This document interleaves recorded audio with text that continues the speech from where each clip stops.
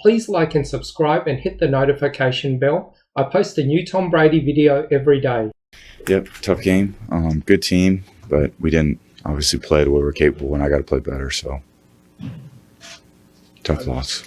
7 of your 17 interceptions as a Buck have come in 4 games against the Saints. What is it exactly they do to give you a hard time? Bad throws. Sorry.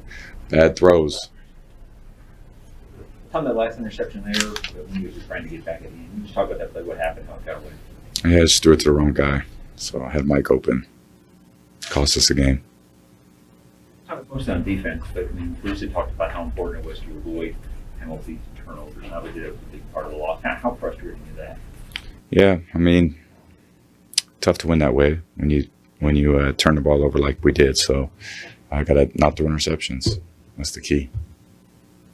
Tom, last year you guys went into the bye week on a downturn and lost 3 out of 4, and were able to kind of use this time off to bounce back. Is there a key to this team doing the same and coming back different? Yeah, we got a lot of fighters, so going in there, battle back, try to do better next week.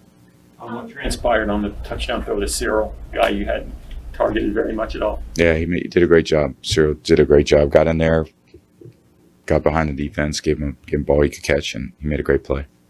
You had a good thing going with Chris Godwin today. Can you talk about just what you were seeing with him out there today? Yeah, he's phenomenal. I mean, Chris is an incredible player, so got to keep getting him the ball. And he played a great game. All the receivers did.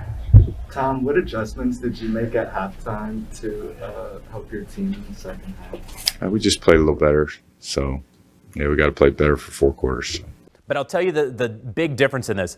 The Tampa Bay Buccaneers came off playing their cleanest game of the year last week at home, where they had just 1 penalty for 10 yards. In this game, 11 penalties for nearly 100 yards. Bruce Arians talked about that going into this week, where he said, I've played a game in New Orleans on Halloween before, and he was the offensive coordinator of the Pittsburgh Steelers in 2010. He knew how loud it was going to be, how crazy that atmosphere was going to be. The Bucs were coming off a season of COVID just like everybody else. When they went into New Orleans, into the Dome, they didn't have to deal with that. Arians knew that was going to be a problem for a team that had communication issues. They had communication issues today. We just give them easy first downs all day. What happened? What did you see on Tom's throw that was intercepted at the end? Good play by DB. He telegraphed it a little bit, and DB made a hell of a play. First, you win here and you have a big lead, some separation in the division. Now it's kind of more up for grabs. You've got a break here, but how much does this change kind of the urgency of the second half of the season? Well, hopefully it changes it a bunch. You know, you drop down and start going on the road in the playoffs, it's different. And so, you know, every game is critical, especially in your division. Road games, when you have it in your hand and you give it away, it makes everything a little bit more difficult. What was the biggest difference when Jameis went down, in your perspective, for Tampa Bay? About 14 penalties. And hey, to make it first down, it was all 15-yard penalties for roughing the quarterback. I mean, it's stupid. I mean, Tom had been so careful with turnovers. He had 3 today after 4 in the first 7 games. Is that a function of the Saints' defense, or what's different that made that happen? I'll have to go back and look at the film, but, you know, forcing one at the end. But that was not characteristic of him. Cyril Grayson had a big play, looked like a busted coverage, and we hadn't really seen him all year. Just what transpired there on that play? Yeah, I don't think that he was the unknown factor. You know, they looked like they doubled Mike and doubled Chris and turned him loose, and ran a hell of a route, good throw and good catch, and it's a shame it wasn't a game winner. First, you had Sherman back but didn't really play him at all. Was that just one of those emergency situations that you need? Yeah, and Gronk probably shouldn't have played either, but he kept begging to get in there and then re-injured himself. How tough is this? You have a week off. Obviously, it's a much different week off coming off a loss. How much do you need the team to kind of refocus? No, just go back and look at the tape. Look at where we're at right now, just like we did last year and every year. We're 6-2, and last year we were 7-5. So, you know, it's a little bit better, and see who we can get back and correct the selfish penalties. I mean, that doesn't mean I'm sleeping on Tom Brady. I learned that lesson last year in the Super Bowl, but I do think it means, as you noted, DK, the regular season is the regular season, and once January gets here, Tom Brady and those Buccaneers are a completely different team. Yeah, without question. We made mistakes, especially on the defense side of the ball.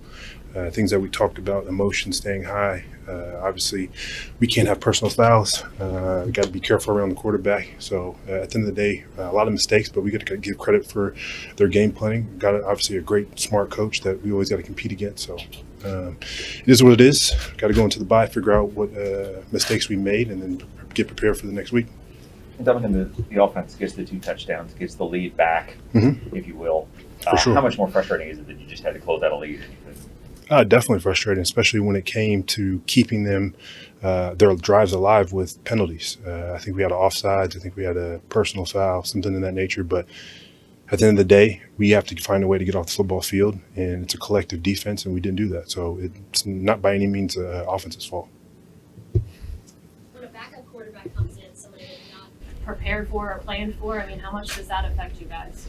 It's something that's a different twist, but we're professionals. We got to be able to understand, adjust, and adapt, figure out what they want to do. We had an entire quarter and a half. I think he came in first or second quarter, something like that. But regardless, we got to adjust and adapt. And I think at the end of the day, they stayed true to what they wanted to do and make us tackle in the run game, which we didn't do correctly.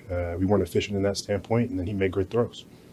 When you look at Tampa, is it just the lock that they're going to roll their way to 15-2 or 14-3? No, I don't think that they're. Well, yes, I actually do think that they will. They have 2 losses already. They will ultimately finish out strongly and wind up 13-4 or whatever it needs to be. But they're going to ebb and flow. We saw it last year where it took some time for this team to gel, and then after about week 11 or so, they didn't lose again. Well, or week 12. Well, with this team, all right, you lost to a very good Rams team. You lost to a team that very clearly knows you and knows how to neutralize you in the New Orleans Saints and in defensive coordinator Dennis Allen. And so now what you have moving forward is I think the Buccaneers are going to beat the teams that they're supposed to beat. They're going to struggle against teams that are in their conversation. And then when we get to the postseason, it's going to be Tom Brady again. I'm betting on Tom Brady to be in the NFC title game at the very least. All right. Well, regardless of team, Pats or Bucks, the one he did get, unfortunately, if you're a Saints fan, is the one that counts.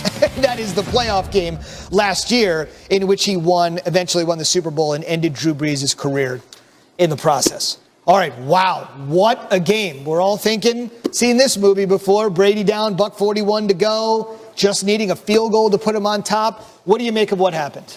Listen, it's rare in those situations. We've seen Brady time and time again in those situations just methodically drive your team down and score the game-winning, touchdown or points or whatever.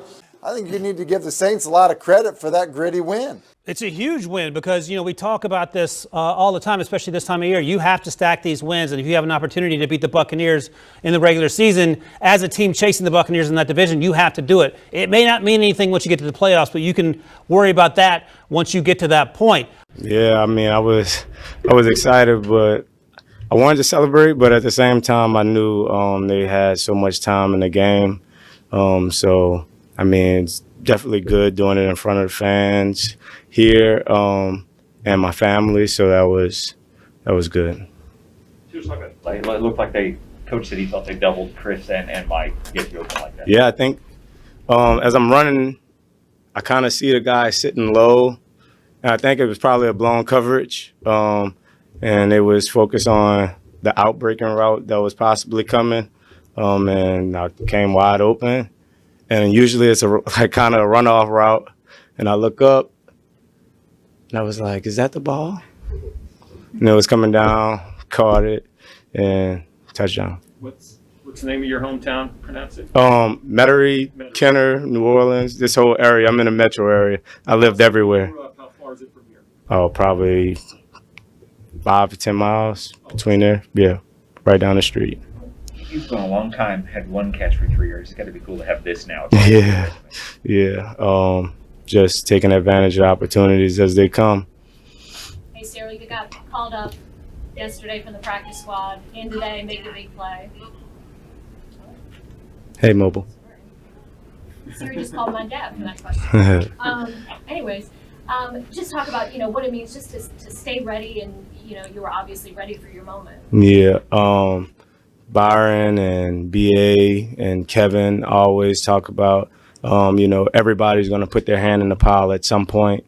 And this was my week where I was able to put my hand in the pile and contribute to the team. And that's what it's all about, just preparing and staying ready for those opportunities, because you only get a couple. You're the speed guy, you're the track guy. Do you think that gave you some separation there just to get downfield? They blew a coverage. Yeah, they blew a coverage. That's it for this video. I post a new Tom Brady video every day, so please like and subscribe. That way you'll always have a new Tom Brady video to watch every single day. Thanks for watching.